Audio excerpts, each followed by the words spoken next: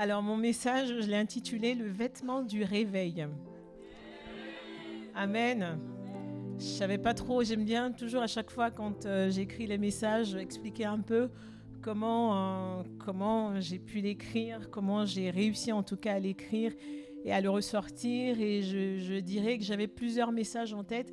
Et je crois que jusqu'à la semaine dernière, je disais au prophète, mais je sais pas quel message prêcher. En fait, le Seigneur avait déjà mis ça, mais je voulais aller sur quelque chose d'autre. Donc, je pense que j'étais en lutte dans mon esprit. Et jeudi matin, je travaillais de la maison le matin et je commençais à prier. En fait, et le message est venu et j'ai commencé. En fait, c'est comme ça que je commençais à écrire, mais que j'avais pas fini. Et donc, je me souviens encore vendredi, j'ai échangé avec papa et je disais, avec tout le travail que j'ai même pas pu encore terminer le message. Et le Saint-Esprit m'a aidé. Et hier, j'ai pu le terminer que hier. Et je prie que de la manière où le Saint-Esprit a pu me parler pendant que j'étais en train de l'écrire, que le Saint-Esprit puisse également vous parler, qu'il puisse apporter par ce message, en fait, qu'il puisse vous élever, qu'il puisse vous équiper pour la saison dans laquelle nous allons rentrer, et que le Saint-Esprit puisse apporter la correction aussi. Bien évidemment que la correction, il apporte dans son amour pour qu'on soit meilleur, parce qu'il veut qu'on soit parfait pour son retour, pour le retour du Seigneur Jésus-Christ. Amen.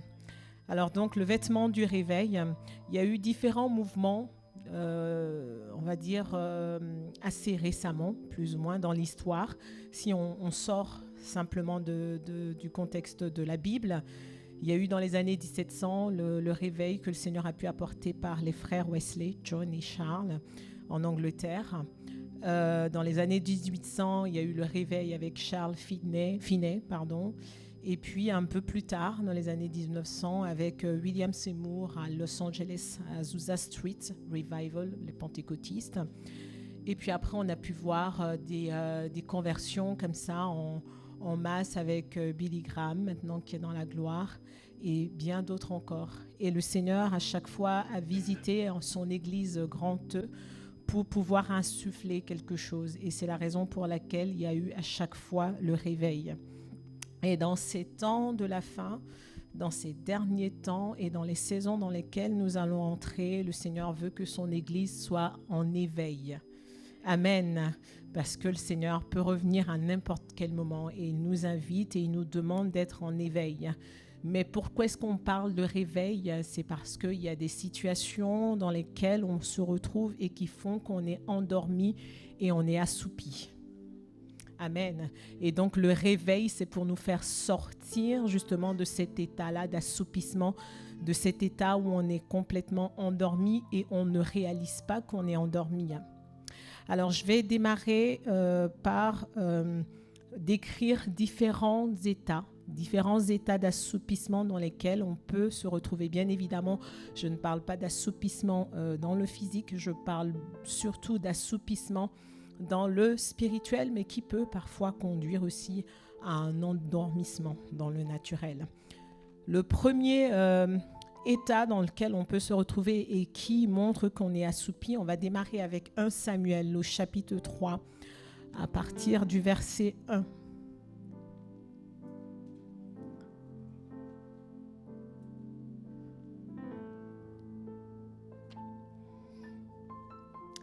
Le jeune Samuel était au service de l'Éternel devant Élie. Et la parole de l'Éternel était rare en ce temps-là. Les visions n'étaient pas fréquentes. Le verset 2, s'il te plaît. En ce même temps, Élie, qui commençait à avoir les yeux troubles et ne pouvait plus voir, était couché à sa place.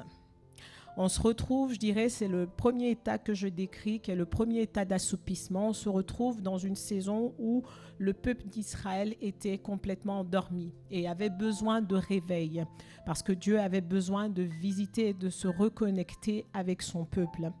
Et la Bible nous déclare ici que la parole de l'Éternel était rare. La révélation de la parole à travers la parole de l'Éternel était rare. Et les visions également étaient rares. Mais ce qui se passait là et qui montre l'état vraiment d'assoupissement, c'est le prophète Élie. La Bible décrit que le prophète Élie commençait à avoir une vision trouble. Mais le problème, c'est que ce n'était pas simplement un état dans le naturel pour le prophète Élie. C'était un état dans le spirituel également. Parce que quand on prend le verset 13, un peu plus loin, il se trouve en fait que les fils du sacrificateur Élie profanaient le temple.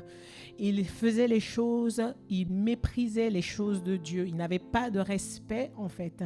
Et ce qui se passe, c'est que le Seigneur a prévenu, il a dit au sacrificateur Élie, il faut que tu mettes de l'ordre dans ta maison. Mais le sacrificateur Élie ne l'avait pas fait. Et donc ça fermait le ciel. Donc le Seigneur ne se connectait plus au sacrificateur Élie. Le Seigneur attendait, le Seigneur, comme la Bible déclare, c'est le Dieu qui est le Dieu compatissant, le Dieu qui attend toujours qu'on puisse venir avant d'exercer sa colère. Amen.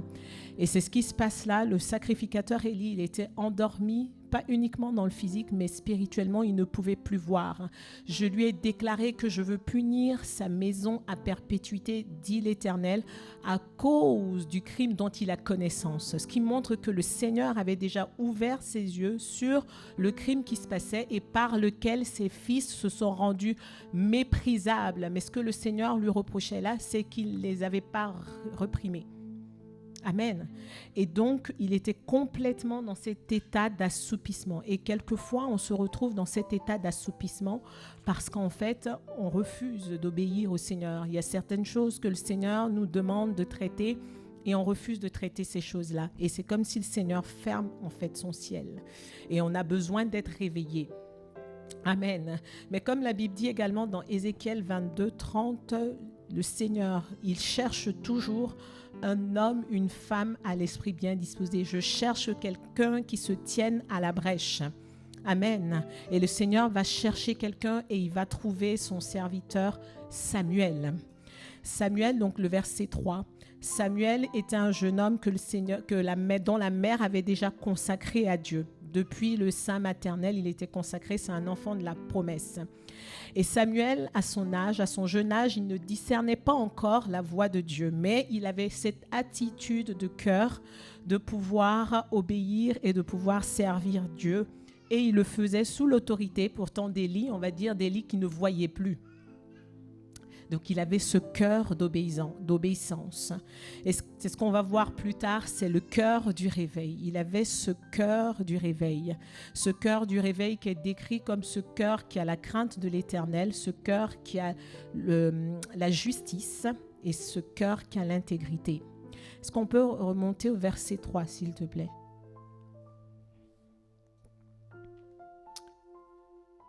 Toujours dans 1 Samuel, le même chapitre.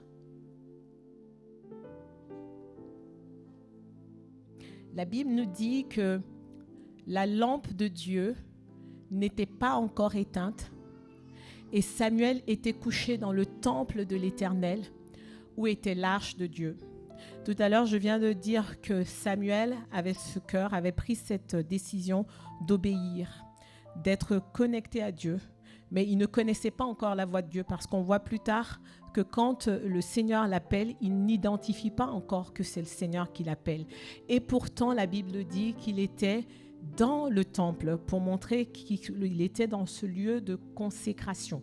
Le temple qui montre qu'il était dans le lieu de consécration dans la maison de l'Éternel. La deuxième chose, c'est que la lampe n'était pas encore éteinte. La lampe était allumée. Le psaume 119, 105 dit « Ta parole est une lampe à mes pieds et une lumière sur mon sentier. » La parole de l'Éternel était son guide et sa lumière. Il ne connaissait pas, il n'identifiait pas, il ne discernait pas encore la voix de Dieu et pourtant il était dans sa maison, dans le lieu de consécration et il avait la parole avec lui. Et il n'était pas uniquement dans ce lieu de consécration, mais on précise, c'était où était l'arche de Dieu. L'arche de Dieu, c'est le lieu de l'intimité, le lieu de l'alliance. L'arche représentait le lieu de rencontre. Donc il était dans tout ce dispositif-là où le Seigneur pouvait le rencontrer. Et nous devons être au bon endroit pour rencontrer le Seigneur. Tu dis à ton voisin, sois au bon endroit. Sois au bon endroit pour être maintenu en éveil et pour être réveillé. Amen. Donc on voit la première situation où on est dans cet état-là, où Dieu parle, où Dieu a attiré l'attention et rien n'a été fait. Le deuxième point, ou le deuxième état d'assoupissement spirituel et qui montre qu'on a besoin de réveil que je voudrais décrire, c'est la vie de Samson. Je veux prendre Juge 16, à partir du verset 1. Samson était également un enfant de la promesse. L'ange de l'Éternel est venu à visiter ses parents. Et Dieu avait fait reposer sur lui son onction spéciale. Mais Samson était aveuglé. Il était endormi spirituellement parce qu'il était entré dans une vie de péché. La Bible dit dans Juge 16, à partir du verset 1, Samson partit pour Gaza et il y vit une femme prostituée et il entra chez elle. Donc il n'y avait pas de problème pour Samson. Il avait toute sa force, mais il est entré chez cette femme prostituée. Auparavant, Samson était marié, il avait été marié et ça n'a pas tenu parce que ça crée en fait des conflits. Et il se retrouve là, Samson, qui va auprès d'une prostituée. Et généralement, un péché entraîne un autre. Amen. Et donc, il est complètement endormi. Le verset 19 nous dit, par la suite, donc après avoir rencontré cette prostituée, ils vont essayer de venir l'attaquer, les Philistins, et ce qui va se passer, c'est qu'il va pouvoir se réveiller et avoir toujours sa force. Et j'ai envie de dire que c'est là où c'est un petit peu trompeur, parce qu'on se dit, en fait, peu importe ce dans quoi je vis, mais le Saint-Esprit a l'air de toujours se manifester dans ma vie. Donc, j'ai toujours cette force-là que le Seigneur m'a donnée, qui est basée sur ses promesses. Donc, il est toujours là, en fait. Mais l'Esprit de Dieu était pas là. Et Samson n'avait plus le discernement. Quand on est aveuglé, en fait, on manque complètement le discernement. On n'a plus de discernement de Dieu. Et ce voile doit être déchiré. Amen. Et le verset 19, comme je le disais tout à l'heure, toujours dans le livre de Juge 16,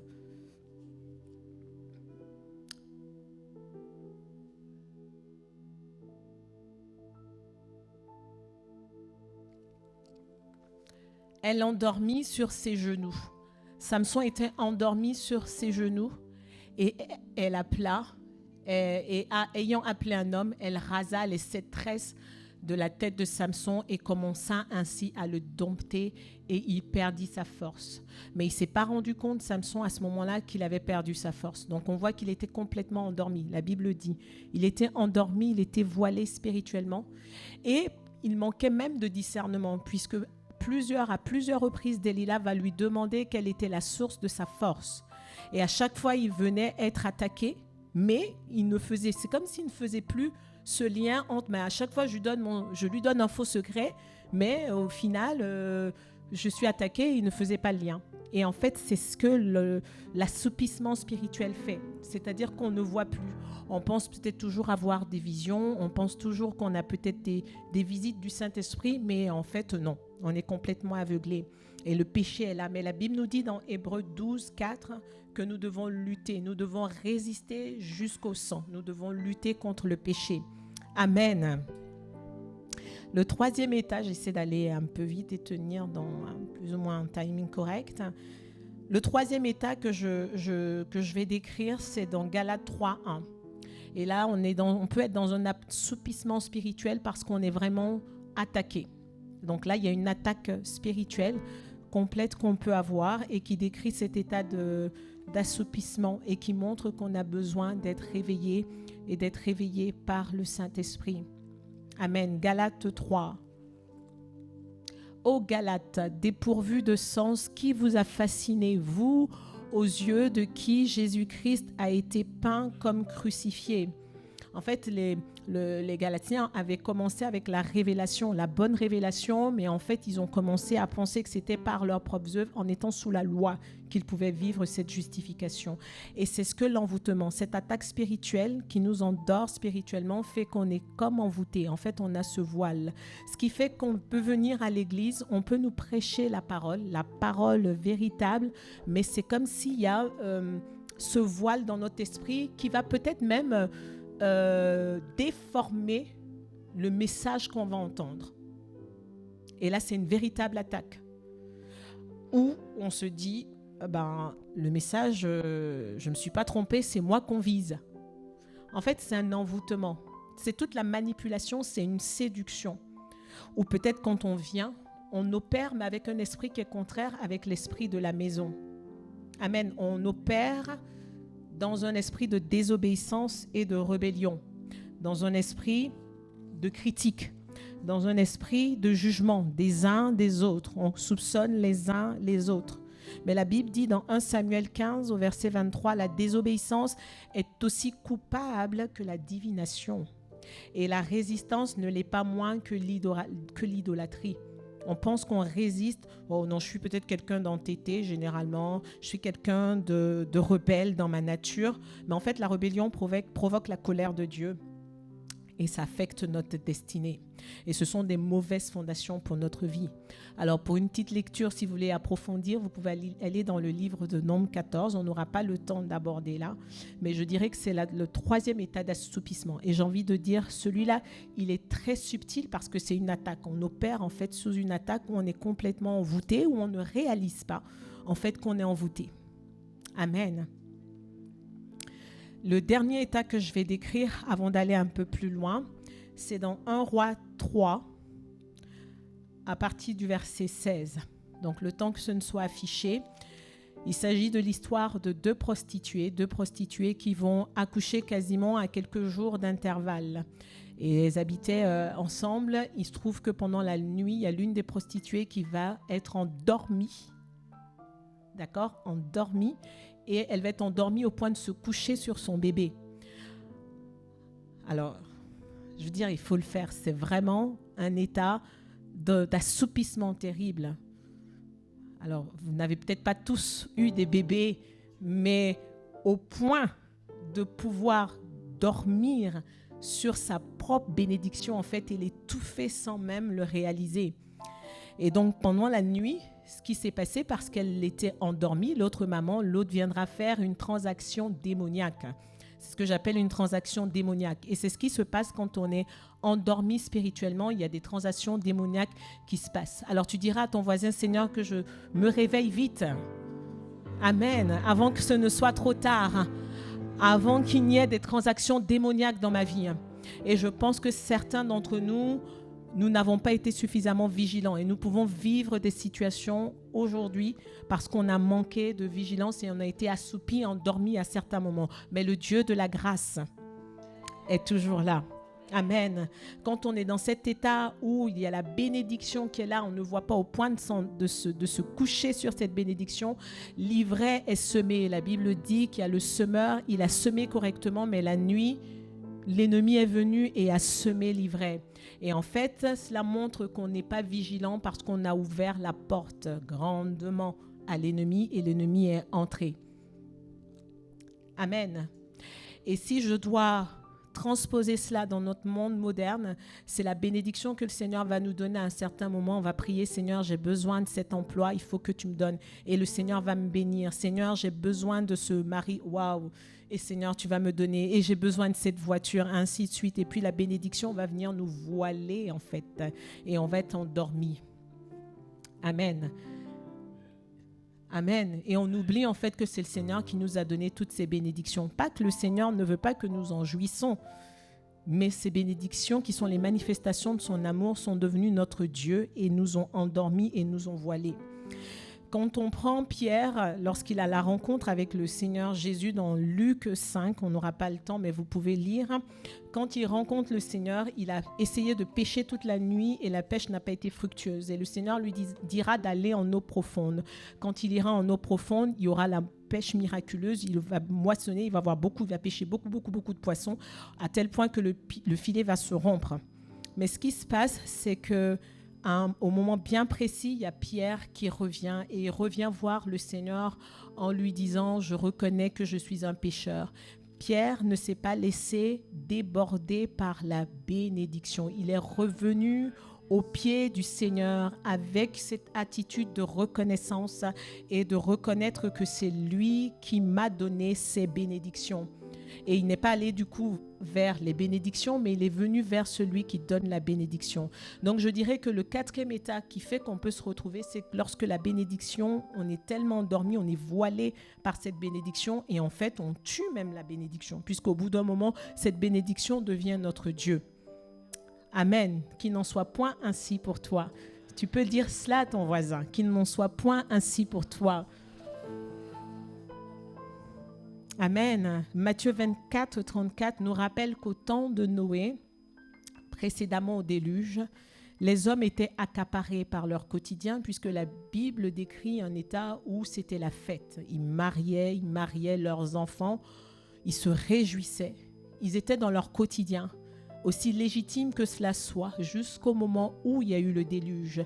Ils ne réalisaient pas que le Seigneur était là et qu'il allait venir juger le monde. Amen. Après avoir décrit les différents états d'assoupissement qu'on peut avoir, la deuxième partie, je parle du cœur du réveil. Amen. Et on va prendre Genèse 6. Genèse 6 à partir du verset 5. Genèse 6 à partir du verset 5. L'Éternel vit que la méchanceté des hommes était grande sur la terre et que toutes les pensées de leur cœur se portaient chaque jour uniquement vers le mal. L'Éternel vit que la méchanceté des hommes était grande sur la terre et que toutes les pensées de leur cœur se portaient chaque jour uniquement vers le mal. J'aime bien la version, c'est une version qui existe qu'en anglais, The Message, et qui est traduite dans un anglais beaucoup plus moderne.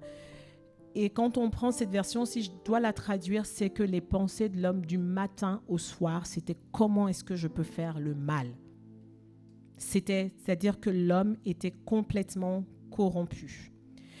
Et le verset 6 nous dit que l'Éternel se repentit d'avoir fait l'homme sur la terre et il fut affligé en son cœur. Quand on prend au commencement, quand Dieu a créé toutes ces créatures jusqu'à ce qu'il crée l'homme, il a vu que ce qu'il a fait était bon.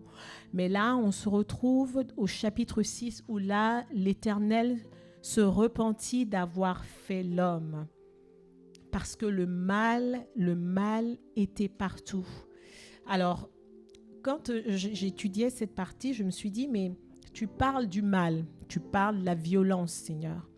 Mais comment est-ce que si je dois décrire cette violence et ce mal aujourd'hui, comment est-ce que je peux expliquer cela?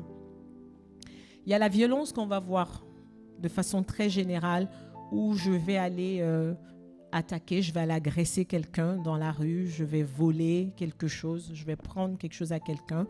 On entend même des meurtres. Mais 2 Timothée 3, donc on va prendre 2 Timothée 3.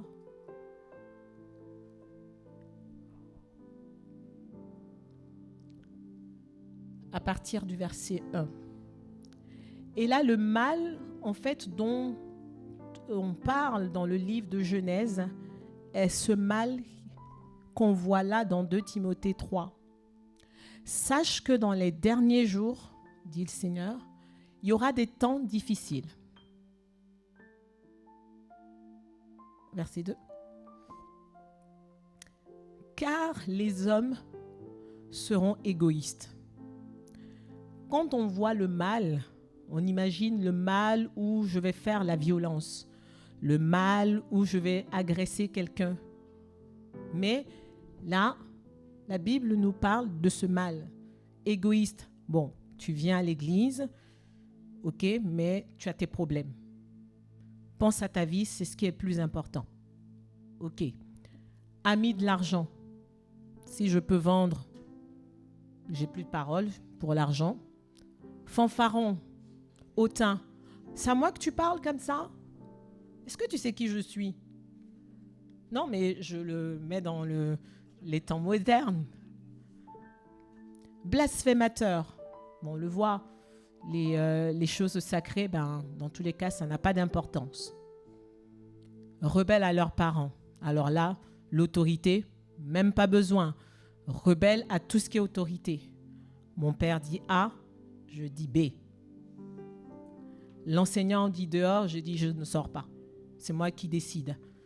Le pasteur te dit tu ne dois pas faire ça. Dieu m'a déjà parlé, pasteur, merci. Rebelle à l'autorité. Je traduis, hein. Ingrat. J'aide les gens, mais je n'ai pas de reconnaissance en retour. Est-ce qu'il m'a aidé même? Il m'a juste mis en connexion avec une personne. C'est pas ce qu'on appelle aider. Irreligieux. Tout ce qui est sacré n'a pas de sens. Insensible. Je vois mon frère souffrir. J'ai la capacité de l'aider, mais ça n'a pas d'importance. Déloyaux. Alors, déloyaux, on a eu déjà le message là-dessus, donc je vais vous renvoyer. Je pourrais décrire, mais on a eu 2 messages sur la déloyauté, sur la loyauté. Du coup la déloyauté en découle. Et cet été, on a eu aussi l'exercice de lire le livre sur la loyauté. Déloyaux à ce que Dieu nous demande, déloyaux au mandat que Dieu nous donne, déloyaux par rapport aux personnes auprès desquelles le Seigneur va nous positionner. On raconte toutes sortes de choses. Devant, je dis, derrière, je fais autre chose. Calomniateur, alors là, c'est le gros morceau. T'as vu ce qu'elle a fait? T'as vu comment elle est? T'as vu comment elle réagit avec moi? Intempérant, cruel, ennemi des gens de bien. Il y a tout un descriptif. Traite, emporté, enflé d'orgueil. Je suis fière. Je suis contente de ce que Dieu a fait de moi. C'est moi. Aimant le plaisir. Mais le problème, ce n'est pas le plaisir. C'est aimer le plaisir plus que Dieu. J'aime. Seigneur, tu sais toi-même que j'ai besoin de souffler aussi. J'ai besoin, Seigneur. Ces choses ne sont pas mauvaises, aussi longtemps qu'elles ne prennent pas la place de Dieu.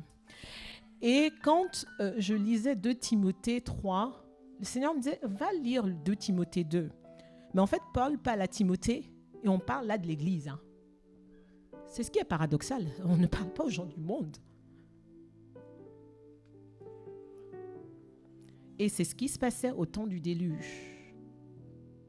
Donc pour décrire le mal, la violence, quand on dit mal, ce sont toutes ces choses et qu'on retrouve aujourd'hui et qu'on retrouve dans l'Église. Mais comme je dis, Dieu est ce Dieu qui veut toujours nous visiter parce que dans Ézéchiel 22, il cherche un homme. Et au verset 29, il parle de cette même violence. Et ce qui va se passer, c'est que Dieu va sauver un homme. Il va décider de sauver un homme. Il va décider de sauver Noé. Amen. Et c'est ce que j'appelle la faveur méritée de Dieu. Je l'ai emprunté au pasteur Dixit. La faveur méritée de Dieu. Souvent, on a on dit que la faveur, ça ne se mérite pas. Mais ce n'est pas tout à fait vrai. Parce que la faveur méritée de Dieu, elle se provoque. Éphésiens 2:8, c'est par grâce que nous sommes sauvés. C'est par le moyen de la foi. Et ce n'est pas l'œuvre d'un homme. Cette première grâce qui fait que nous devenons un enfant de Dieu, elle ne se mérite pas. C'est le Seigneur qui nous la donne et nous donne cette grâce de devenir enfant de Dieu. Mais quand on marche avec lui et qu'on devient un ami de Dieu comme Abraham a été, comme Enoch qui a été enlevé ou comme Noé, il marchait avec Dieu. Et là, c'est une faveur mérité de Dieu parce qu'ils sont rentrés en alliance avec Dieu. Et ils sont rentrés en alliance avec Dieu parce qu'ils ont fait ce que Dieu a demandé de faire. Dans Genèse 6, la Bible décrit Noé. Donc on peut retourner s'il te plaît Matou dans Genèse 6. La Bible dit que Noé, donc Dieu a décidé de sauver Noé. Noé a trouvé grâce aux yeux de Dieu parce qu'il était juste et intègre. C'est pas parce que Dieu a eu simplement envie de le sauver. Il avait le cœur du réveil. Le vêtement du réveil, c'est la justice et c'est l'intégrité. Il y a un cœur qu'on va voir et qui va permettre au Saint-Esprit de nous visiter. Et pourquoi est-ce que, donc Genèse, on peut prendre...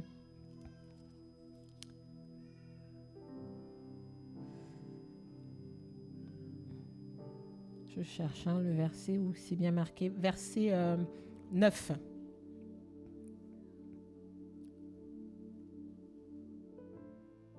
Voici la postérité de Noé. Noé était un homme juste et intègre dans son temps. Noé marchait avec Dieu.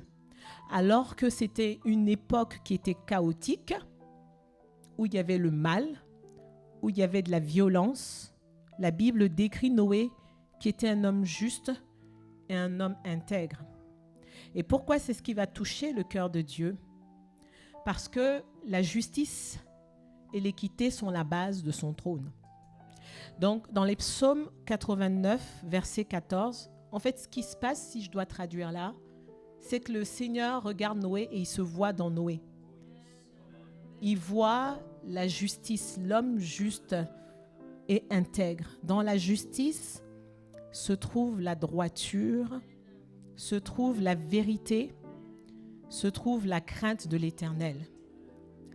Dans l'intégrité se trouve la loyauté. C'est ce qui ne subit pas d'altération. Quand on dit quelque chose est intègre, c'est incorruptible. Je vis dans un monde où tout le monde fait ceci, mais moi, je sais que la vérité et la justice, c'est ça. Je ne me compromets pas. Je ne vais pas me corrompre. Amen. Et c'est ce qui va avec l'intégrité. Et donc, quand Dieu regarde Noé, il se voit, il voit cette justice et cette intégrité dans Noé. Et c'est ce qui fait qu'il va faire alliance avec Noé. Et quand on parle de l'intégrité, on parle de l'intégrité à Dieu, intégrité à sa parole, intégrité à ses principes. Amen. Intégrité à sa maison, intégrité à son œuvre, intégrité auprès des gens desquels Dieu va nous positionner, intégrité dans ma famille. Et en fait, c'est souvent là où on échoue, parce que ça ne paraît pas très spirituel, en fait. Parce qu'on pense que le spirituel, la prière, la manifestation, oui, toutes ces choses sont importantes, mais le Seigneur demande le cœur. Que ce cœur de justice et l'intégrité soit déjà là. Et c'est ainsi qu'il va nous visiter. Et donc Dieu va montrer à Noé comment construire l'arche. L'arche pour faire référence à l'alliance avec Dieu. L'arche qui va représenter le lieu de protection. L'arche qui va représenter le lieu de la préservation. L'arche de Dieu qu'on retrouve avec Samuel, là où Dieu est venu le visiter. Amen. Ce qui montre, on retrouve des traits, on retrouve des contextes qui sont similaires. Donc Dieu est un Dieu de principe. C'est pas en venant à l'église qu'on connaît Dieu. Souvent, et je me dis c'est important, je pense que c'est pour ça aussi que j'ai un peu lutté avec le message, mais que le Seigneur dit, parce qu'il nous a promis que le réveil arrive. Mais ce sont des choses, en même temps, si on ne traite pas, ça va freiner le réveil, mais à notre niveau. Amen. Le Seigneur saute, il passe à quelqu'un d'autre ou à autre chose. Donc que celui qui a des oreilles entende. Amen.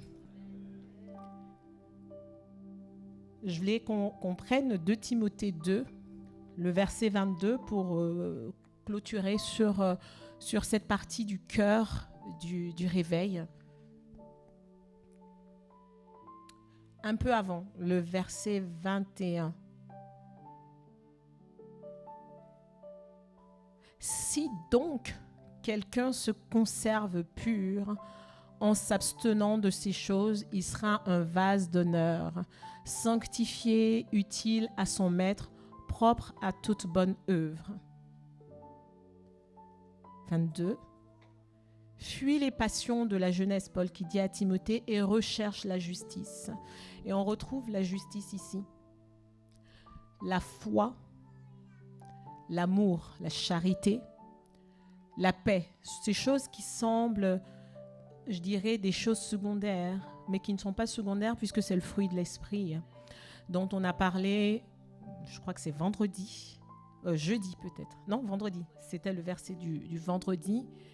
Avec ceux qui invoquent le Seigneur d'un cœur pur. On peut venir à l'église et ne pas invoquer le Seigneur d'un cœur pur. Et ça n'intéresse pas le Seigneur parce qu'il ne nous visitera pas. Amen. On a besoin de ce réveil. Alors, comment se préparer pour entrer dans le réveil? Donc, on va parcourir Actes, le chapitre 1.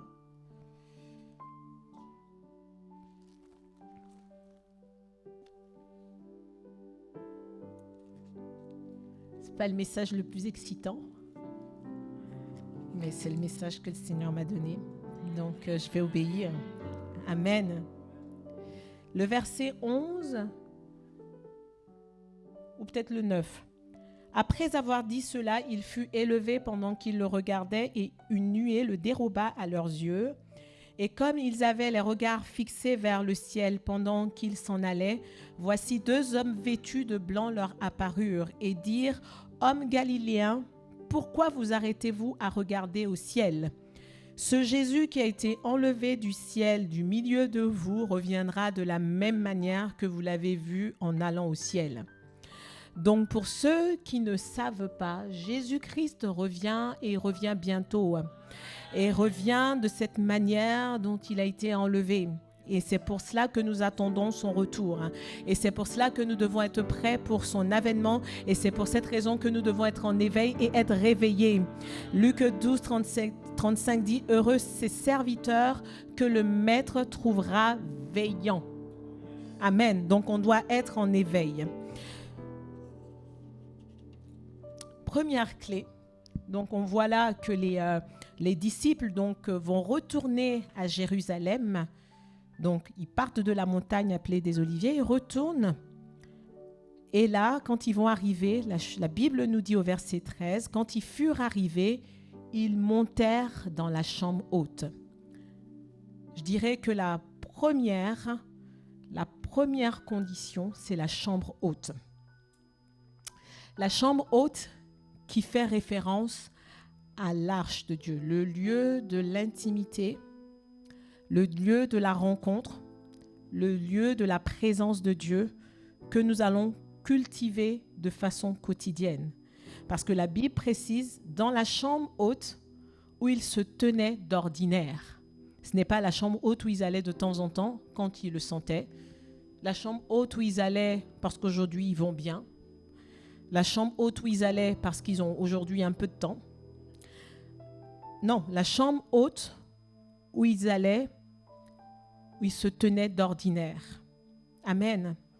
Et dans cette chambre haute, c'est là où le Saint-Esprit nous révèle le Père. Ce n'est pas le lieu des parvis, parce que l'arche, quand on est dans l'arche, on est dans le lieu déjà saint. Le parvis, c'est la cour de récréation. C'est là où on est dans les disputes, c'est là où on est dans les querelles, c'est là où on est dans les rancœurs, c'est là où on est dans les calomnies, c'est là où on est dans l'amertume, c'est là où on est dans les médisances, c'est là où on frustre le Saint-Esprit. Ce sont toutes les œuvres de la chair. On a pu voir dans Éphésiens 4:30 cette semaine, n'attristez pas le Saint-Esprit.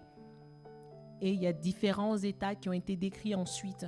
La colère, l'amertume, la médisance. Ce n'est pas là où on est dans la chambre haute. La chambre haute, c'est là où Dieu dévoile son cœur. Amen. Et c'est là où Dieu envoie son réveil. C'est là où on se retrouve pour chercher la face de Dieu et chercher de façon quotidienne. Amen. Donc la première chose que les disciples vont faire là, ils vont se tenir dans la chambre haute. C'était Pierre, c'était Jean, c'était Jacques, c'était André, c'était Philippe, c'était Thomas, c'était Barthélemy, c'était Matthieu, c'était Jacques, fils d'Alphée, c'était Simon le Zélote, c'était Jude, fils de Jacques. La deuxième chose, c'est la persévérance dans la prière. On peut venir dans la chambre haute. Mais bon, je suis venue aujourd'hui, Seigneur, tu comprends que mon quotidien n'était pas facile. J'ai beaucoup de bobos en ce moment. Mon cœur est brisé. J'ai tellement de trahison. Donc, tu comprendras qu'aujourd'hui, je ne peux pas. Mais ce n'est pas ce que la Bible dit. La Bible dit qu'il persévérait dans la prière. Pour pouvoir persévérer dans la prière, c'est sous-jacent, il faut avoir la foi. Sans la foi, il est impossible d'être agréable à Dieu. On peut venir et avoir tendance ou l'impression de venir prier. Mais Seigneur, on prie depuis et on ne voit rien, il n'y a rien qui se passe. Mais en fait, on ne se rend pas compte qu'on est en train de creuser le puits et d'aller très profondément jusqu'au moment où ça perce et c'est visible. Amen. Amen. Je me souviens quand on était à Dijon, ça remonte à un certain nombre d'années maintenant, et on avait pris la décision, on était 1, 2, 3, 4, 5, je crois, où on se réunissait, on avait pris la décision de se retrouver tous les samedis. Donc on se retrouvait chez pasteur Matt et Sarah à l'époque, puisqu'on était quasiment voisins, on n'était pas très loin l'un de l'autre. Donc il y avait Matt, il y avait Sarah, il y avait le prophète, il y avait moi, il y avait Esther, on était 6, et il y avait Laetitia. Et le groupe de jeunes à l'époque, il y avait à peine une dizaine de personnes à cette époque-là. Et on a dit, on va prier, on va s'accorder comme ça tous les samedis. Donc déjà, on avait des semaines chargées, on était étudiants à l'époque. Et on s'est dit, on va se retrouver tous les samedis pour prier jusqu'à ce qu'elle se réveille et que Dieu visite. Marion, toi, tu viens de Dijon. Les jeunes, c'est combien? C'est 100. Amen. Et ça, c'était tous les samedis. On le faisait. Nous, on a vu quelques jeunes après Delphine qui arrivaient, Lucie et tout le reste, certains jeunes, Félicia, etc. Mais au moment où on priait, vous n'étiez pas encore là. Vous étiez on était en train de vous enfanter. Amen. On priait, on le faisait samedi et on le faisait avec fidélité. C'est-à-dire, on ne se dit pas, non, aujourd'hui, non, je suis fatigué. Non, on s'encourageait, on allait prier. Après, on pouvait prendre les croissants et tout ça. Mais on était là et on priait et on a creusé. On a creusé. Du coup, c'est vraiment avec joie qu'on va se retrouver là-bas le week-end prochain. Amen. Et la persévérance, c'est ce qui demande de creuser profondément. On peut vivre des situations. Dis à ton voisin, persévère. Tu as l'impression que Dieu ne fait pas, mais Dieu est en train d'agir. Et Dieu est en train de te regarder d'ailleurs. Amen. Dans la persévérance, il y a cette intégrité et cette loyauté que le Saint-Esprit cherche et qui regarde. Dans la persévérance, il y a ce zèle parce qu'en fait, ça demande d'être endurant. Donc, je le fais toujours avec la même foi, avec le même zèle, avec la même soif, avec la même force. Amen. Parce que pour pouvoir moissonner au temps convenable, je fais les choses et je le fais bien. Je le fais jusqu'au bout pour moissonner. Sinon, je ne moissonne pas. La troisième clé, c'est l'unité. L'unité, parce que la Bible nous dit, au verset 14, « Tous d'un commun accord ». Et j'ai envie de dire, c'est le plus dur. C'est pour cela que Éphésiens 4, verset 2 nous dit, « Nous efforçons », donc s'il faut s'efforcer, c'est que ce n'est pas facile. « Nous efforçons de conserver l'unité de l'esprit par le lien de la paix. » Amen. En fait, le réveil est dans des choses simples et anodine. Quand on parle réveil, on pense à la manifestation du réveil, mais on ne pense pas à toute la préparation que le Saint-Esprit demande. Et parce qu'on va rentrer dans cette saison, le Saint-Esprit demande justement de prêcher, de mettre le doigt là-dessus. Amen.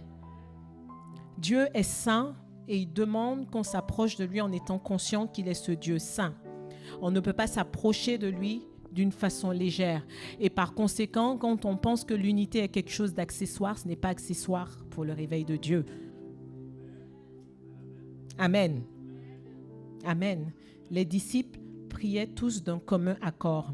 Ce n'est pas forcément parce qu'on va se retrouver tous ici qu'on est là d'un commun accord. C'est parce qu'on aura le même esprit. Amen. C'est parce qu'on aura la même aspiration. C'est parce qu'on aura le même cœur pour les choses de Dieu.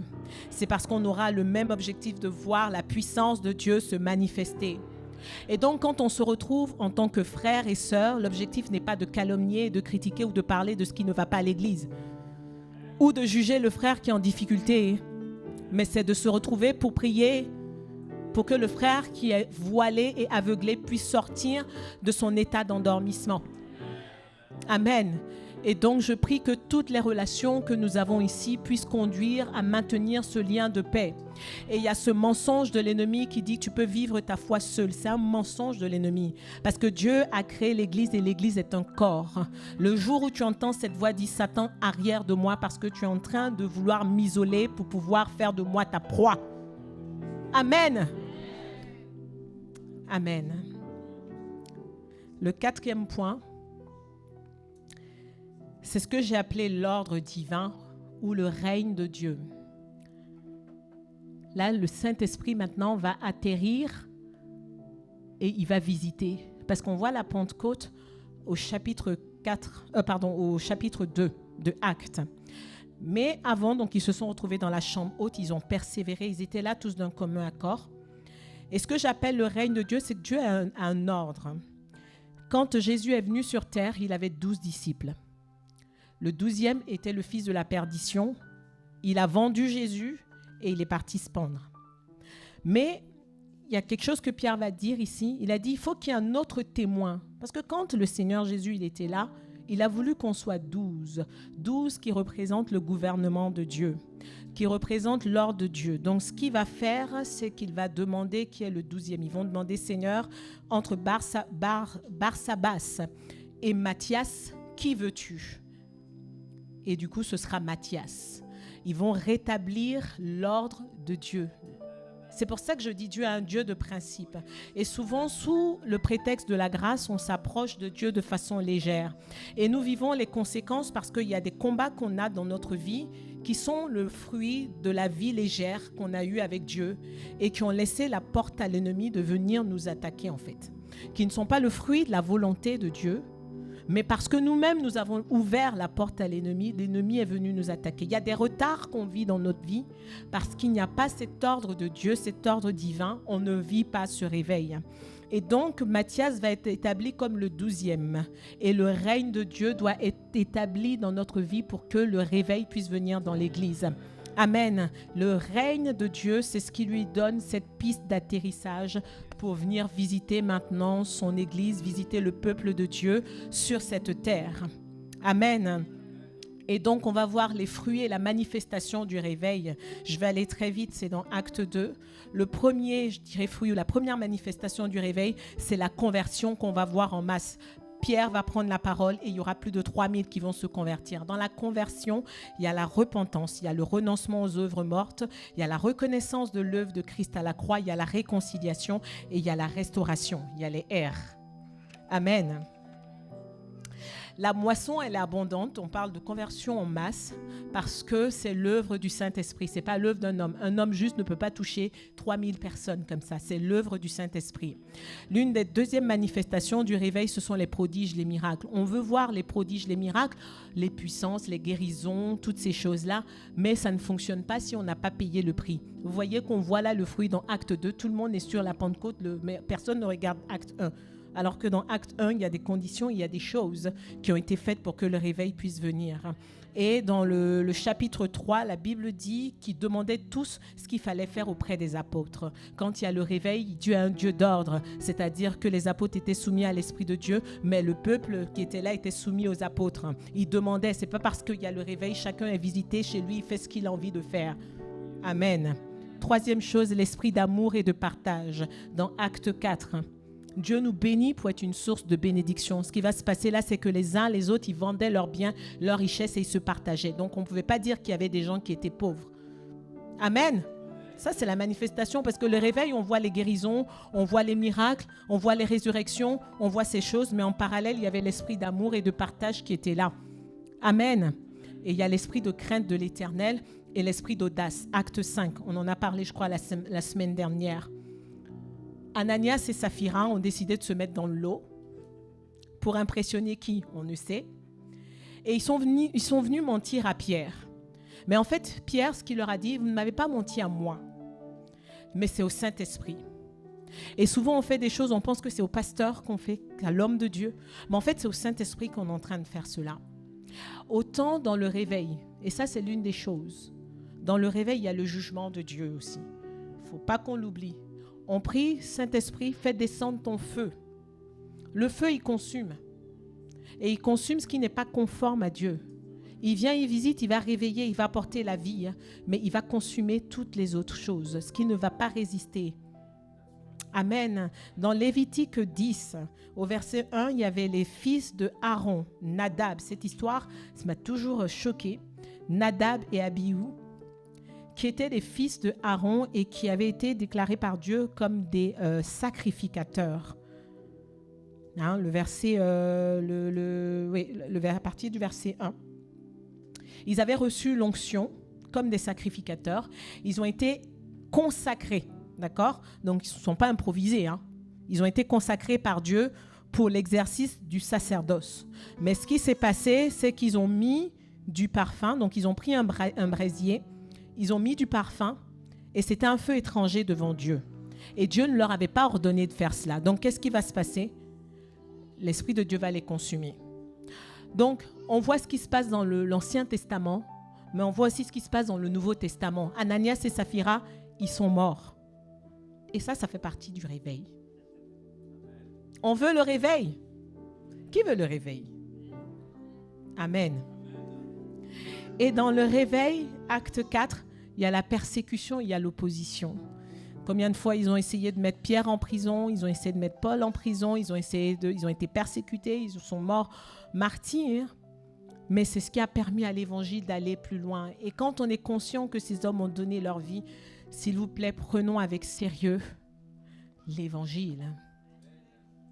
Amen. Et pour terminer, donc j'ai essayé d'essayer de tenir un peu dans le timing, donc j'ai couru. Pour terminer, c'est que le réveil, il est avant tout individuel et personnel. Amen. Il y a toutes les conditions. Le Seigneur va visiter son Église. Il va envoyer son mouvement. On va se retrouver, on va voir des conversions, on va voir des prodiges, on va voir des miracles. Mais il n'y a pas de chambre haute collective s'il n'y a pas de chambre haute individuelle. Et ce qui va, illustrer cela, que mon dernier texte, c'est dans Matthieu au chapitre 25, à partir du verset 35, lorsque la parabole des 10 vierges est partagée. 25, à partir du verset 35.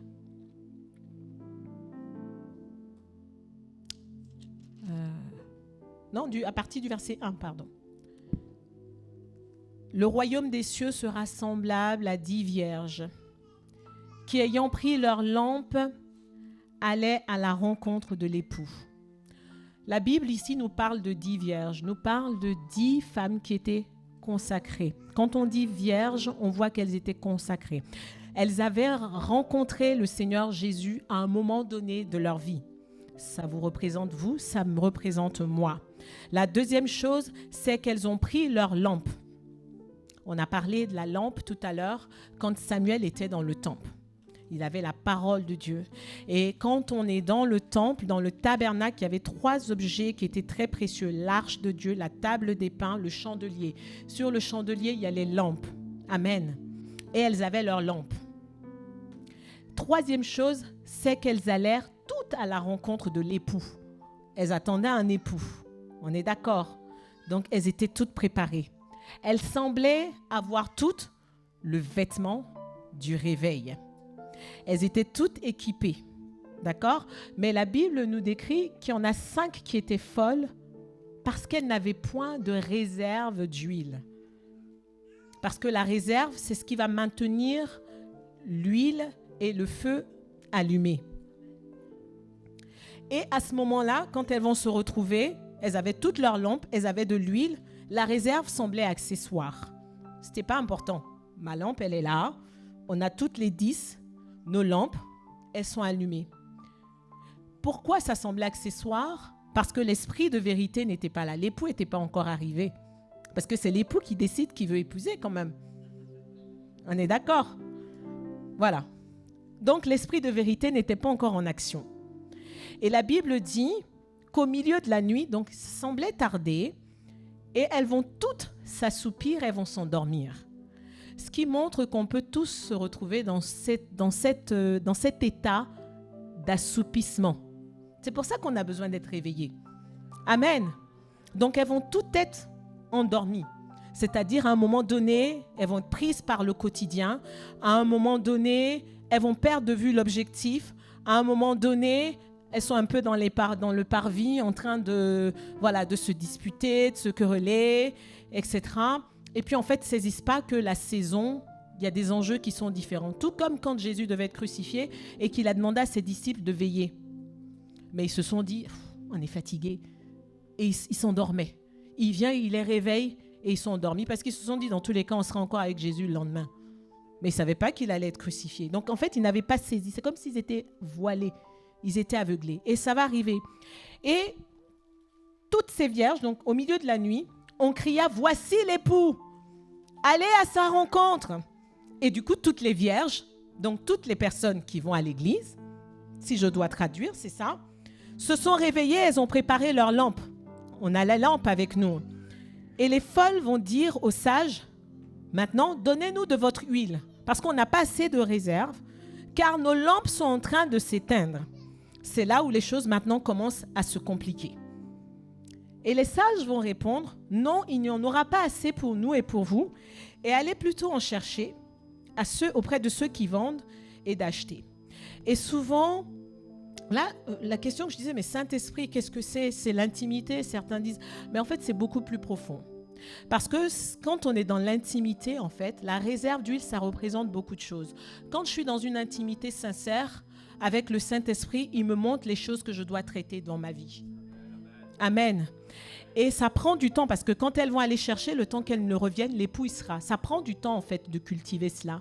Cette réserve représente l'esprit de révélation, l'esprit de vérité, en fait, qui vient et qui va confronter dans notre cœur les choses qui ne vont pas. C'est ce qui va nous révéler la volonté de Dieu et c'est ce qui va être la plénitude du Saint-Esprit à ce moment-là et qui va maintenir notre foi.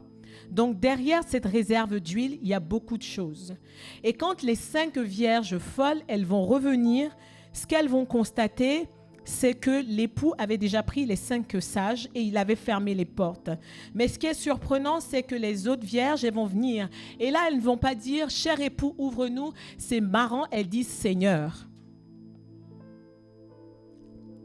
Alors qu'on attendait tous l'époux. C'est bizarre. Tout le monde attend l'époux. Et là, on est dans une relation maintenant, Seigneur. Parce qu'on pense que c'est le mot clé qui va ouvrir la porte. Seigneur, j'ai été serviteur dans ta maison. J'étais là tous les dimanches à l'église. Je fermais la porte, je fermais le temple. J'étais fidèle au poste. Je prophétisais en ton nom. J'accomplissais des miracles. J'avais des songes. J'avais des rêves puissants. Et il dit, mais je ne vous connais pas. Mais on avait toutes les choses qu'il manifestait. On a fait tout ce qu'un serviteur de Dieu peut faire. Il dit, mais ce sont les intimes qui rentrent. Ce sont les amis qui rentrent. C'est ceux que, quand je regarde, je me vois en eux qui rentrent. C'est ceux qui ont préservé le lien de l'unité. C'est ceux qui ont été dans la persévérance. C'est ceux qui n'étaient pas dans la calomnie, dans la critique. C'est ceux qui ont accompli ma volonté parce que la volonté que je demande aux uns aux autres, elle est pesée, elle est personnelle. C'est pour ça que quand Jésus rencontre le jeune homme riche dans Marc 10, c'est exactement la même chose. Il lui dit, qu'est-ce qu'il faut que je fasse pour avoir la vie éternelle? Marc 10, 21. Et le Seigneur lui dit, en fait, il y a les 10 commandements. Il faut que tu respectes, il faut que tu honores tes parents, il faut que tu aies fait ceci, il faut que tu aies fait... Le Seigneur lui précise dans Marc 10, au verset 21.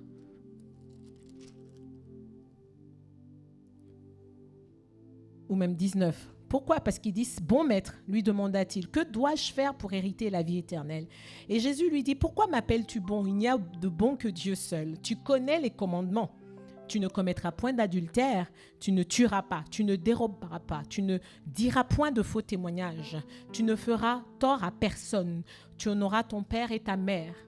Il lui dit, mais maître, le Seigneur, maître, Seigneur, j'ai observé toutes ces choses dès ma jeunesse. Et Jésus, l'ayant regardé, il aima et lui dit, il te manque une chose. Va, vends tout ce que tu as, donne-le aux pauvres et tu auras un trésor dans le ciel. Puis viens et suis-moi. Et il était affligé. Pourquoi? Quelqu'un d'autre, Jésus aurait demandé ça, ça n'aurait pas touché. Le Seigneur dit, mets-moi en priorité de ta famille. Toi, ce que j'attends de toi, mets-moi en priorité de ce que tu appelles bénédiction, ton travail. Sois assidu avec moi. Ça, c'est ce que je te demande. Mais ce que je te demande, tu ne le fais pas. Et tu crois que quand je vais venir, je vais me voir en toi le cœur de justice et d'intégrité. Tu n'es pas juste et intègre. Désolée, c'est le message. C'est la vérité. Amen. Et c'est pour cela, comme souvent, les quelques personnes qui ont eu des visions, on dit qu'on a vu beaucoup qui n'étaient pas enlevés. Parce qu'en fait, il y a des choses qui nous semblent accessoires et qui paraissent peu spirituelles, en fait. Et c'est des choses très simples du quotidien et des choses qu'on perdure et qu'on fait et qu'on vit et qu'on continue de vivre. Et Matthieu 7 le redit encore. Le Seigneur dit, je ne vous connais pas. Il dit, mais en ton nom, on a prêché, Seigneur. Oui, mais ce n'est pas Seigneur, là, c'est l'époux. C'est la relation du cœur de l'époux où là, j'ai corrigé les choses. Et quand je me regarde, je dis, c'est mon épouse parce que c'est transparent. Je me vois en elle comme dans Noé. Amen. Et là, quand je te regarde, je ne vois pas ça. Et ça, il n'y a que Dieu seul qui voit. Amen. En reprenant, on va peut-être terminer sur 2 Timothée. On l'avait pris tout à l'heure, très rapidement. 2 Timothée, chapitre 2.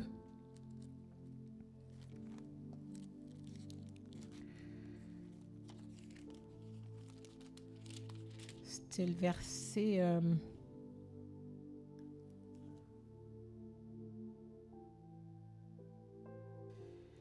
le verset 14. Rappelle ces choses en conjurant devant Dieu qu'on évite les disputes de mots qui ne servent qu'à la ruine de ceux qui écoutent. Efforce-toi de te présenter devant Dieu comme un homme éprouvé, un ouvrier qui n'a point à rougir et qui dispense droitement la parole de la vérité.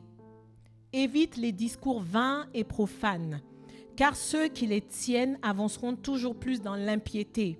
Je vous en supplie, quand vous vous retrouvez, que vos discours ne soient pas vains et profanes, et leur parole rongera comme la gangrène. De ce nombre sont Hyménée et Philette, qui se sont détournés de la vérité, disant que la résurrection est déjà arrivée et qui renversent la foi de quelques-uns. Néanmoins, le solide fondement de Dieu reste debout avec ses paroles qui lui servent de sceau. Le Seigneur connaît ceux qui lui appartiennent. Et quiconque prononce le nom du Seigneur, qu'il s'éloigne du mal, qu'il s'éloigne de l'iniquité. Et dans Matthieu 7, 23, c'est ce qu'il dit, « Je ne vous connais pas, éloignez-vous de moi, fils de l'iniquité. » Parce que l'iniquité, au-delà des commandements, pour toi, n'est pas l'iniquité que Dieu va pointer chez l'autre. Et c'est la raison pour laquelle c'est une lampe que chaque personne a. Amen. Nous espérons que vous avez été édifiés et inspirés par cet enseignement. Nous vous invitons à continuer à nous suivre via nos réseaux sociaux. Si vous le souhaitez, vous avez la possibilité de soutenir notre vision de former des disciples authentiques à travers nos liens PayPal, Helloasso et RIB. Nous nous réjouissons aussi à l'idée de vous accueillir lors de nos célébrations hebdomadaires dont les horaires sont indiqués sur nos pages Instagram et Facebook. Demeurez abondamment bénis